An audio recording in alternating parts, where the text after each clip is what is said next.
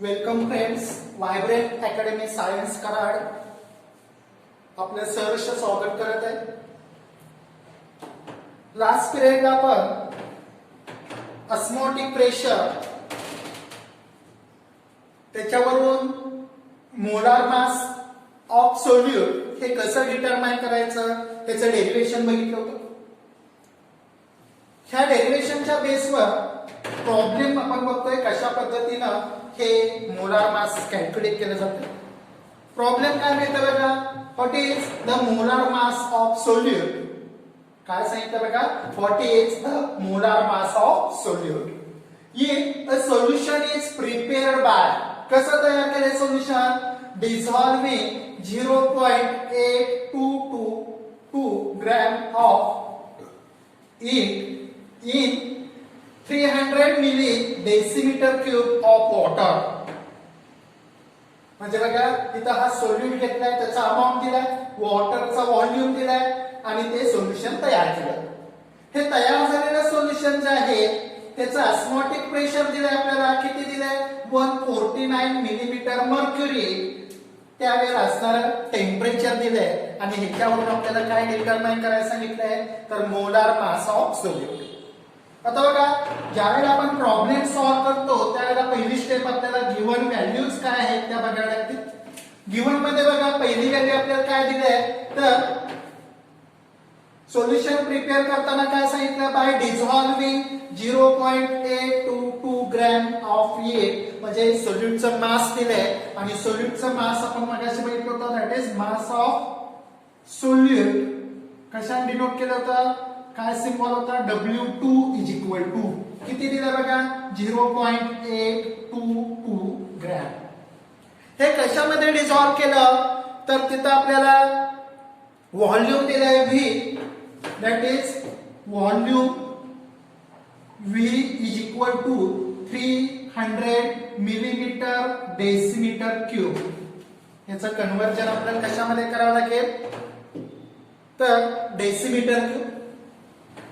याच्यासाठी बघा 1000 millimetre decimetre cube किंवा milli decimetre cube is equal to किती मिळतात आपल्याला, 1 डेसिमीटर क्यूब.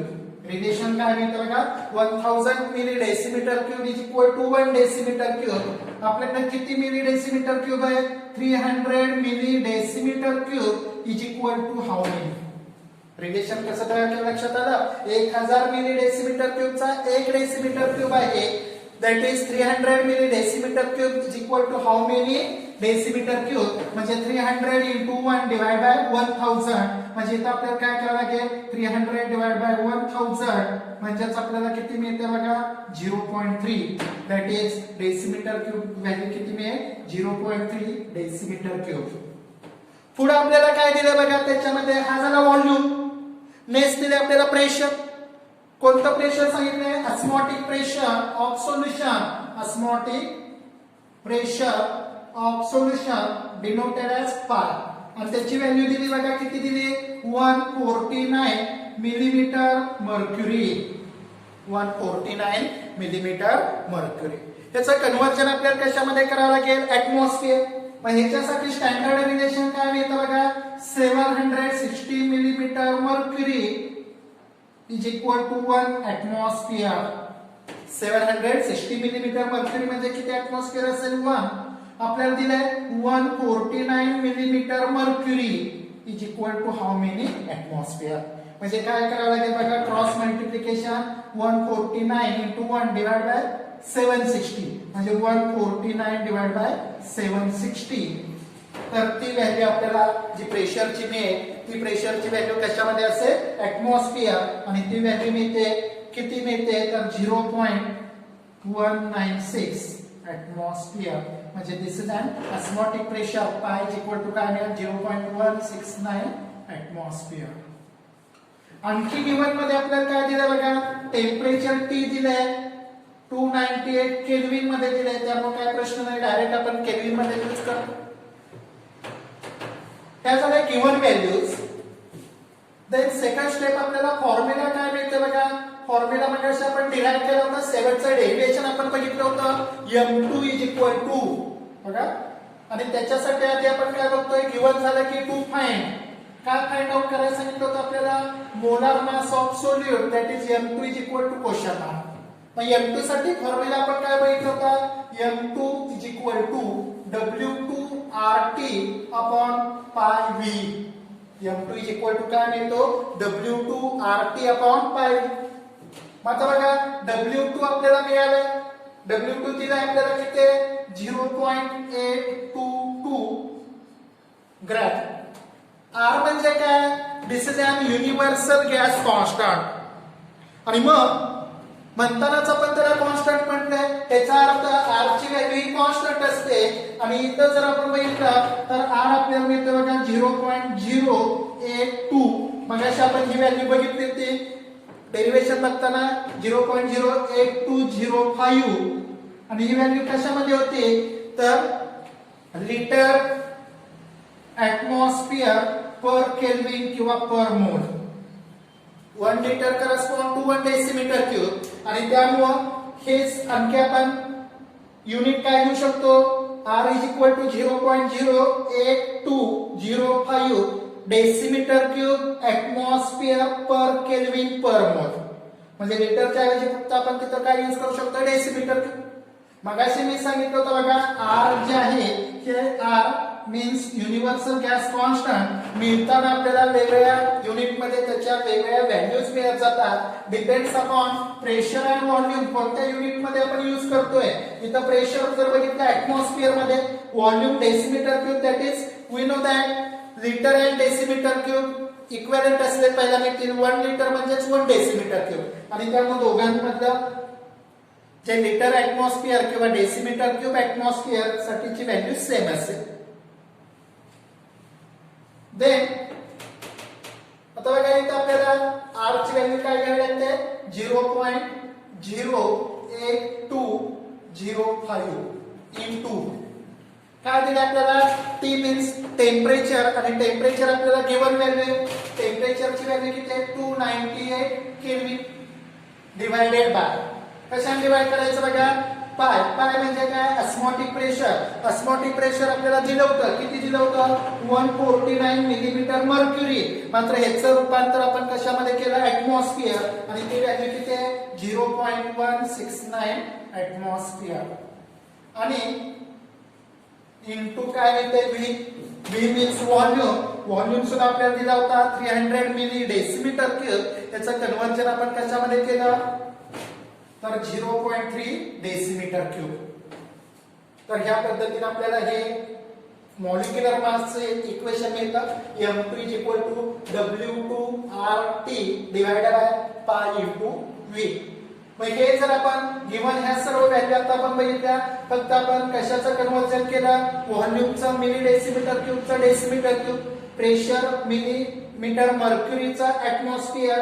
आणि R गिवन व्हॅल्यू कॉन्स्टंट असेल तर ह्या व्हॅल्यू पुट केल्या तर फायनल आपल्याला जे आन्सर मिळते ते मोलर मास असेल. हे जर आपण कॅल्क्युलेट केलं तर फायनल आपल्याला आन्सर मिळते बघा 342. आता हे काय फाइंड आउट केलं आपण, m2 म्हणजे काय, this is an molar mass of solute. आणि त्यामुळे त्याचं युनिट असेल ग्रॅम पर मोल. बघा मोलार मास असल्यामुळे त्याचं युनिट काय मिळते ग्रॅम पर मोल. तर ह्या पद्धतीने आपल्याला ऑस्मोटिक प्रेशरचा वापर करून तिथं त्या सोल्युशन मध्ये जो सोल्यूट डिझॉल्व केला त्या सोल्यूटचा आपल्याला मॉलिक्युलर मास डिटरमाइन करता येतं. तर ह्या टाईपचे एक्झाम्पल तुम्हाला बोर्ड क्वेश्चन मध्ये सुद्धा बरेचसे पाहायला मिळतील. तर ह्याचे प्रॅक्टिस करा त्या पद्धतीनं. आणि आतापर्यंत ज्या क्वालिटेटिव्ह प्रॉपर्टीज आपण बघितल्या ही 7ची क्वालिटेटिव्ह प्रॉपर्टी होती. सगळ्या क्वालिटेटिव्ह प्रॉपर्टी मध्ये आपल्याला आयदर लोअरिंग वेपर प्रेशर असेल, इलिव्हेशन बॉइलिंग पॉइंट असेल, डिप्रेशन फ्रीजिंग पॉइंट असेल किंवा ऑस्मोटिक प्रेशर असेल, सगळ्यांमध्ये त्या सगळ्या क्वालिटेटिव्ह प्रॉपर्टी आणि तिथं जो सोल्यूट आहे त्या सोल्यूटचं मॉलिक्युलर मास किंवा त्याला आपण मोलार मास म्हणतोय, त्या सगळ्या क्वालिटेटिव्ह प्रॉपर्टी बरोबर आपण त्यांचं रिलेशन बघितलं होतं. तर त्या सगळ्या प्रॉपर्टीचा वापर करून आपल्याला हे मॉलिक्युलर मास डिटरमाइन करता येतं. मात्र त्याच्यातली मोस्ट इम्पॉर्टंट किंवा ज्याचा वापर केला जातो ती म्हणजे ऑस्मोटिक प्रेशर होती मॉलिक्युलर मास डिटरमाइन करण्यासाठी.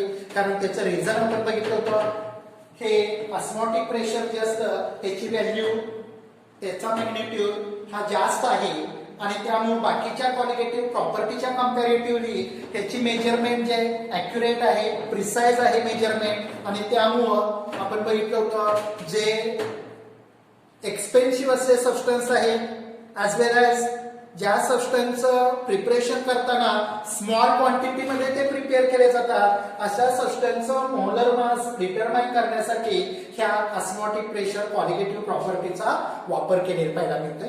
तर आय होप यू हा प्रॉब्लेम तुमच्या लक्षात आला असेल. ह्या प्रॉब्लेमचा स्क्रीनशॉट काढून घ्या.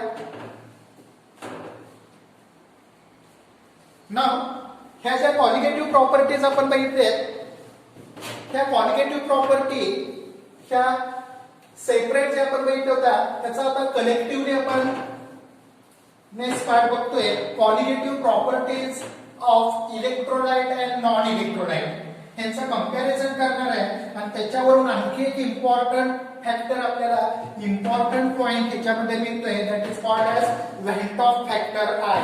काय मिळते आपल्याला त्याच्यामध्ये व्हेंट ऑफ फॅक्टर आय. तर त्याच्यासाठी आपण बघा नेक्स्ट पार्ट बघतोय qualitative properties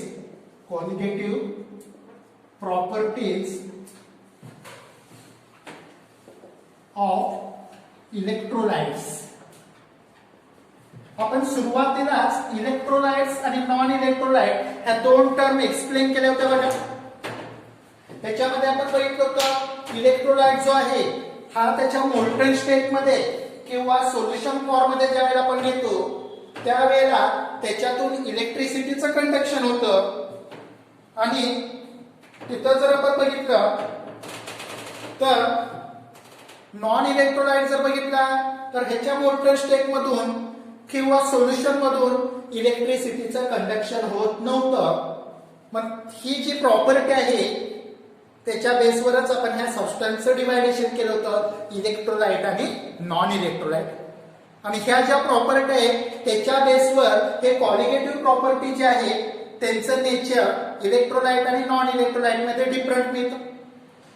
solution of non electrolyte in water exhibit a qualitative properties. काय सांगितलं बघा, पहिला पॉईंट काय बघतोय आपण, सोल्युशन. कशाचं सोल्युशन घेतलं, ऑफ नॉन इलेक्ट्रोलाइट. ह्या नॉन इलेक्ट्रोलाइटचं सोल्युशन घेतलंय कशामध्ये, इन वॉटर. आणि हे जे सोल्युशन आहे हे सोल्युशन काय करतंय, विच एक्झिबिट्स क्वालिटेटिव्ह प्रॉपर्टीज. बघा पहिला पॉइंट काय सांगितला, जर नॉन इलेक्ट्रोलाइट सबस्टन्स असेल याचं सोल्युशन आपण वॉटर मध्ये तयार केलं तर ते जे सोल्युशन तयार होतं हे काय करते, क्वालिटेटिव्ह प्रॉपर्टी एक्झिबिट करतं. This solutions also give for dissolve substance the molar mass expected from their chemical formula. म्हणजे हे जे सोल्युशन तयार झालं ज्याच्यामध्ये नॉन इलेक्ट्रोलाइट आपण डिझॉल्व केलाय ते काय करत होतं, क्वालिटेटिव्ह प्रॉपर्टी एक्झिबिट करतं. आणि त्या क्वालिटेटिव्ह प्रॉपर्टीचा वापर करून जर आपण त्याचं मोलार मास डिटरमाइन केला बघा, for this solution by using, कशाचा वापर केला, by using qualitative properties can determine. काय डिटरमाइन करतो आपण, can determine molar mass. Can determine molar mass. हे मोलार मास डिटरमाइन केलं तर ती व्हॅल्यू कशी देते, is equal to expected value. म्हणजे जी व्हॅल्यू मिळायला पाहिजे थेरॉटिकली केमिकल फॉर्म्युलाच्या बेसवर, on base of chemical formula. म्हणजे केमिकल फॉर्म्युलाच्या बेसवर जी मोलार मासची व्हॅल्यू मिळायला पाहिजे ती मोलार मासची व्हॅल्यू आपल्याला ह्या क्वालिटेटिव्ह प्रॉपर्टीच्या सहाय्याने मिळते. कुणाच्या बाबतीत, नॉन इलेक्ट्रोलाइटच्या बाबतीत. आता बघा ह्याच्यामध्ये जर बघितलं, for study qualitative properties of electrolyte require a different approach than use for qualitative properties of non electrolyte. मग त्याच्यामध्ये जर बघितलं आपण तर क्वालिटेटिव्ह बिहेवियर ऑफ इलेक्ट्रोलाइट हे डिफरंट मिळत जातं. The solution of electrolyte also exhibit qualitative properties which do not obey the relation of non-electrolyte. म्हणजे दुसरा आपल्याला सोल्युशन जर बघितलं कोणत्या टाइपचं आहे, ज्या सोल्युशन मध्ये काय केलं, सोल्युशन ऑफ इलेक्ट्रोलाइट हे सुद्धा काय करतंय तर एक्झिबिट कॉलिगेटिव्ह प्रॉपर्टीज अल्सो. हे सुद्धा काय करतं, exhibit colligative property. But behaviour त्याचं जर तुम्ही बघितलं तर हे बिहेवियर कसं मिळतं, तर this behaviour that is which do not obeys relation of non electrolyte. म्हणजे त्याचं बिहेवियर नॉन इलेक्ट्रोलाइट पेक्षा कसं असणार आहे, डिफरंट असणार आहे. That is which do not obeys behaviour. कशाचं behaviour, behaviour of non electrolyte. Non electrolyte जो आहे त्याच्या पद्धतीनं त्याचं बिहेवियर मिळत नाही. आता हे का मिळत नाही, तर त्याच्यासाठी पुढचा पॉइंट आपल्याला काय मिळतं बघा. बेसिकली आपण क्वालिटेटिव्ह प्रॉपर्टी जर सोल्युशनच्या बघितल्या of electrolytes, they are greater than those two the expected for solution of non electrolyte of the same concentration. बघा काय सांगितलं, क्वालिटेटिव्ह प्रॉपर्टी जी आहे, कुणाची क्वालिटेटिव्ह प्रॉपर्टी आपण बघितली, ऑफ इलेक्ट्रोलाइट सोल्युशन. तर ही इलेक्ट्रोलाइट सोल्युशनच्या बाबतीत ही क्वालिटेटिव्ह प्रॉपर्टी काय मिळते, नेहमी ग्रेटर दॅन, हायर व्हॅल्यू मिळते.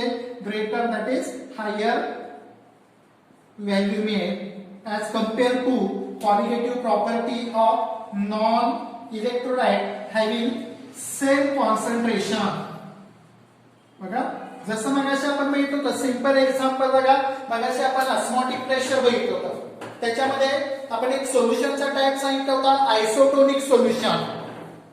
कुणाला म्हटलं होतं आयसोटोनिक सोल्युशन, तर दोन किंवा दोन पेक्षा जास्त सोल्युशन जर आपण बघितले, ह्यांच्या ऑस्मोटिक प्रेशरची व्हॅल्यू कशी होती, सेम होती, त्यांना आपण आयसोटोनिक सोल्युशन म्हटलं.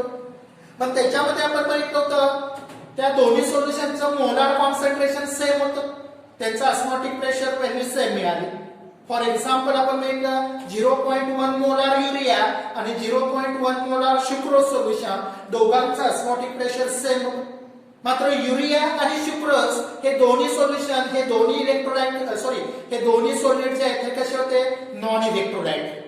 आणि त्यामुळे दोघांचं कॉन्सन्ट्रेशन सेम असल्यामुळे दोघांची क्वालिटेटिव्ह प्रॉपर्टी सेम आहे. मात्र जर एक इलेक्ट्रोलाइट असेल आणि एक नॉन इलेक्ट्रोलाइट असेल तर तिथं मात्र आपल्याला दोघांच्या क्वालिटेटिव्ह प्रॉपर्टी मध्ये डिफरन्स मिळतो. उदाहरणार्थ समजा 0.1 मोलार युरिया सोल्युशन आपण घेतलं, 0.1 मोलार काय घेतलं, युरिया. तर हे युरिया काय आहे, नॉन इलेक्ट्रोलाइट आहे. बघा युरिया काय मिळते, नॉन इलेक्ट्रोलाइट सोल्युशन मिळतं. तर 0.1 मोलार सोडियम क्लोराइड घेतला, दुसरं solution, this is an electrolyte. आता बघा 0.1 मोलार युरिया आणि 0.1 मोलार सोडियम क्लोराइड, दोघांचं कॉन्सन्ट्रेशन सेम आहे. त्याचा अर्थ दोघांच्या क्वालिटेटिव्ह प्रॉपर्टी सेम मिळायला पाहिजे. मात्र युरियाची क्वालिटेटिव्ह प्रॉपर्टी वेगळी मिळते आणि सोडियम क्लोराइडच्या क्वालिटेटिव्ह प्रॉपर्टीचा मॅग्निट्यूड वेगळा मिळतो. सोडियम क्लोराइडच्या क्वालिटेटिव्ह प्रॉपर्टी मिळताना त्याची व्हॅल्यू नेहमी ही नॉन इलेक्ट्रोलाइट म्हणजे युरियापेक्षा कशी मिळणार आहे, जास्त मिळणार. आता हे असं का होतं, तर त्याच्यामध्ये जर आपण बघितलं तर आत्ताच आपण सांगितलं इलेक्ट्रोलाइट आणि नॉन इलेक्ट्रोलाइट हे सबस्टन्स डिव्हाइड कशाच्या बेसवर केले. जर आपण तो इलेक्ट्रोलाइटचा ऍक्वेस सोल्युशन तयार केलं तर त्याचं काय होतं, डिसोसिएशन होतं. सिंपल एक्झाम्पल बघायचं आपण काय करतो, इलेक्ट्रोलाइट सोडियम क्लोराइड हा जर वॉटर मध्ये आपण डिझॉल्व्ह केला, 1 फॉर्म्युला युनिट वॉटर मध्ये डिझॉल्व्ह केला, कशाचा, सोडियम क्लोराइड. बघा 1 formula unit sodium chloride dissolve in water. तर तिथं काय होणार आहे, सोडियम क्लोराइड काय होतं, वॉटर मध्ये डिझॉल्व्ह झाला, it gives formation of sodium ion and chloride ion, that is it undergoes dissociation. म्हणजे एक फॉर्म्युला युनिट आपण सोडियम क्लोराइड डिझॉल्व्ह केला तर तिथं दोन पार्टिकल तयार झाले. सिमिलरली समजा 1 मोल युरिया आपण काय केला, वॉटर मध्ये डिझॉल्व्ह केला. तर बघा युरिया जो आहे हा सॉलिड सबस्टन्स, त्याचं काय केलं, ऍक्वेस सोल्युशन तयार केलं आपण. तर युरिया जो आहे सॉलिड मधला डिझॉल्व्ह होईल आणि लिक्विड फॉर्म मध्ये जाईल. मात्र इथं युरियाचं डिसोसिएशन झालेलं नाही. युरियाचा 1 मोल घेतला तर सोल्युशन मध्ये एकच मोल आहे. मात्र सोडियम क्लोराइडचा 1 फॉर्म्युला युनिट घेतला तर मात्र तिथं सोडियम क्लोराइड पासून 2 पार्टिकल तयार झाले, म्हणजे पार्टिकलची संख्या वाढली. आपण सुरुवातीला बघितलं होतं क्वालिटेटिव्ह प्रॉपर्टीज आपण कुणाला म्हणतो, तर क्वालिटेटिव्ह प्रॉपर्टीचं मिनिंग काय सांगितलं होतं, सोल्युशनच्या अशा फिजिकल प्रॉपर्टीज आहे ज्या प्रॉपर्टी कशावर अवलंबून होत्या, नंबर ऑफ सोल्यूट पार्टिकल, म्हणजे सोल्युशन मध्ये पार्टिकलची संख्या किती आहे त्याच्यावर सोल्युशनच्या ज्या प्रॉपर्टी अवलंबून असतात त्यांना आपण क्वालिटेटिव्ह प्रॉपर्टी म्हणतो. मग इथं जर बघितलं सोडियम क्लोराईडचं 1 युनिट घेतलं तर 2 पार्टिकल तयार झाले, म्हणजे पार्टिकलची संख्या वाढली आणि म्हणून त्याचा क्वालिटेटिव्ह प्रॉपर्टीचा मॅग्निट्यूड जास्त मिळणार आहे as compare to non electrolyte having same concentration. दोघांचं कॉन्सन्ट्रेशन सेम आहे.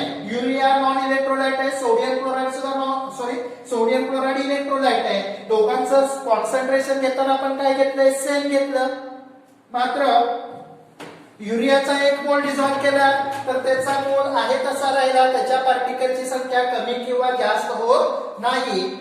सोडियम क्लोराईड इलेक्ट्रोलाइट आहे, ह्याचा 1 फॉर्म्युला युनिट घेतला तर तो 2 पार्टिकल तयार करतो, म्हणजे इथं पार्टिकलची संख्या वाढली आणि त्यामुळे इलेक्ट्रोलाइटचं काय झालं, डिसोसिएशन झाल्यामुळे पार्टिकलची संख्या वाढते आणि पार्टिकलची संख्या वाढल्यामुळे त्याचा क्वालिटेटिव्ह प्रॉपर्टीचा मॅग्निट्यूड काय मिळतो, हायर मिळतो.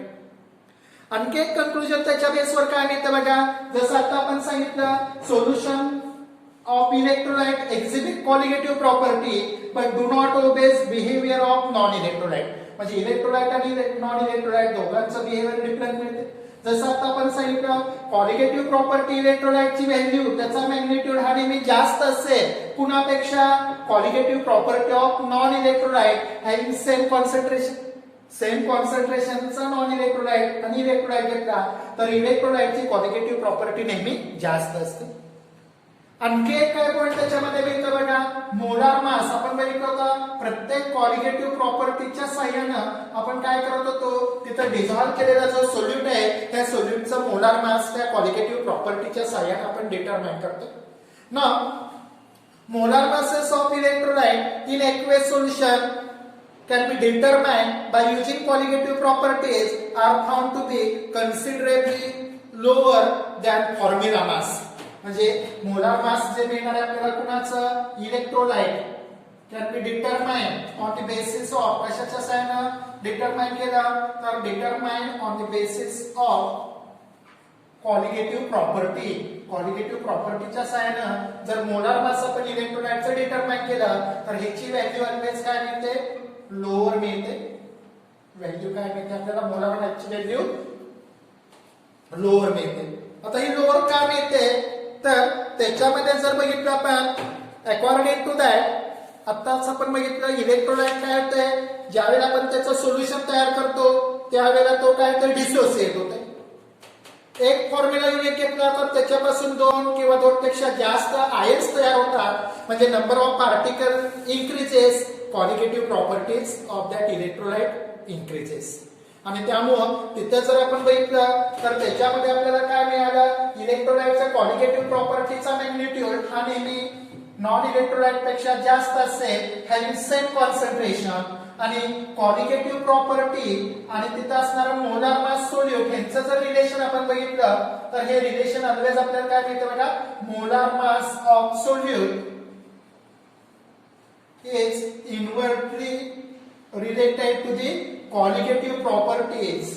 बघा क्वालिटेटिव्ह प्रॉपर्टी बरोबर त्याचं रिलेशन ऑलवेज कसं मिळतंय, इनव्हर्सली. जसं मगाशी बघा सिंपल एक एक्झाम्पल आपण बघितलं होतं, ऑस्मोटिक प्रेशर. काय इक्वेशन होतं बघा ऑस्मोटिक प्रेशर, फॉर एक्झाम्पल बघा M2 is equal to W2RT upon pi V.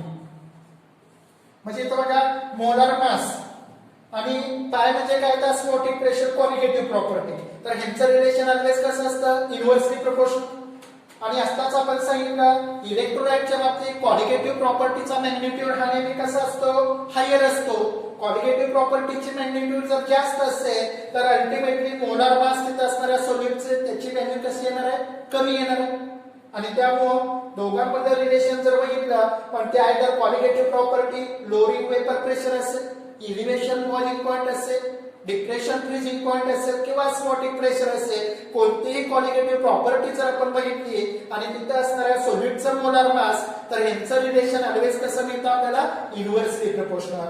तर ह्या पद्धतीने आपल्याला कॉलिगेटिव्ह प्रॉपर्टी ऑफ इलेक्ट्रोलाइट आणि नॉन इलेक्ट्रोलाइट यांच्यामध्ये रिलेशन मिळते बघा. म्हणजे सिम्पली याच्यावरून कंक्लुजन आपल्याला काय मिळतं बघा, कोणताही नॉन इलेक्ट्रोलाइट आणि इलेक्ट्रोलाइट ह्या दोघांचं जर सेम कॉन्सन्ट्रेशन आपण घेतलं तर दोन्ही सोल्युशन कॉलिगेटिव्ह प्रॉपर्टीची मेजरमेंट केल्यानंतर फायनल कंक्लुजन आपल्याला काय मिळतं, तर पहिलं कंक्लुजन काय मिळालं, कॉलिगेटिव्ह प्रॉपर्टीचा मॅग्निट्यूड कुणासाठी, इलेक्ट्रोलाइट साठी जर बघितला तर हा ऑलवेज हायर मॅग्निट्यूड मध्ये मिळतो, कारण इलेक्ट्रोलाइट ऑलवेज अंडरगोज डिसोसिएशन. आणि कॉलिगेटिव्ह प्रॉपर्टी आणि मोलार मास यांचं रिलेशन कसं आहे, इनव्हर्सली प्रोपोर्शनल असले पाहायला मिळतं आणि त्यामुळे तिथं असणारा जो सोल्यूट आहे त्या सोल्यूटचं मोलार मास आणि कॉलिगेटिव्ह प्रॉपर्टी यांचं रिलेशन कसं आहे, इनव्हर्सली प्रोपोर्शनल मध्ये असल्यामुळं तिथं जर आपण बघितलं तर तिथं आपल्याला कॉलिगेटिव्ह प्रॉपर्टीचा मॅग्निट्यूड इलेक्ट्रोलाइट साठी जास्त मिळतो, म्हणजेच त्या इलेक्ट्रोलाइटचा मोलार मास जर कॉलिगेटिव्ह प्रॉपर्टीच्या साहाय्याने आपण डिटरमाइन केलं तर त्याचा मॅग्निट्यूड आपल्याला कमी मिळणार आहे. कमी मिळणार आहे म्हणजे थेरॉटिकली जो त्याचा केमिकल फॉर्म्युला आहे ह्याच्या बेसनं जर आपण तो कॅल्क्युलेट केला मोलार मास तर ते एक्सपेक्टेड जे मोलार मास मिळायला पाहिजे त्याच्यापेक्षा एक्सपेरिमेंटली त्या कॉलिगेटिव्ह प्रॉपर्टीच्या साहाय्याने त्याचं मोलार मास डिटरमाइन केल्यानंतर जी व्हॅल्यू आपल्याला मिळणार आहे ती व्हॅल्यू कशी असेल, कमी असेल. तर this gives the colligative property behaviour of electrolyte and non electrolyte. I hope you इथपर्यंतचा पार्ट तुमच्या लक्षात आला असेल. त्याचा स्क्रीनशॉट काढून घ्या. नाव इथपर्यंतचा पार्ट आपण बघितला. ह्याच्यामध्ये कॉलिगेटिव्ह प्रॉपर्टी आणि इलेक्ट्रोलाइट नॉन इलेक्ट्रोलाइट यांचं रिलेशन कशा पद्धत मिळते हे आपण इथपर्यंत एक्सप्लेन केलं. पुढच्या पिरियडला आपण ह्या कॉलिगेटिव्ह प्रॉपर्टीच्या बेसवर एक नवीन इम्पॉर्टंट पार्ट त्याच्यामध्ये आपल्याला बघायचे व्हॅन्ट ऑफ फॅक्टर आय म्हणून, दॅट इज तो आय कशा पद्धतीने मिळतो इलेक्ट्रोलाइट आणि नॉन इलेक्ट्रोलाइट साठी आणि त्याच्या सहाय्याने काही डेरिव्हेशन्स आपल्याला बघायचे. लास्ट पिरियड पुढच्या पिरियडला आपण ते कंटिन्यू करूया. नाव स्टॉप हिअर. इथपर्यंतचा पार्ट लक्षात आला असेल शेअर करा आणि आपल्या चॅनलला सबस्क्राईब करा. नाव स्टॉप हिअर. थँक्यू.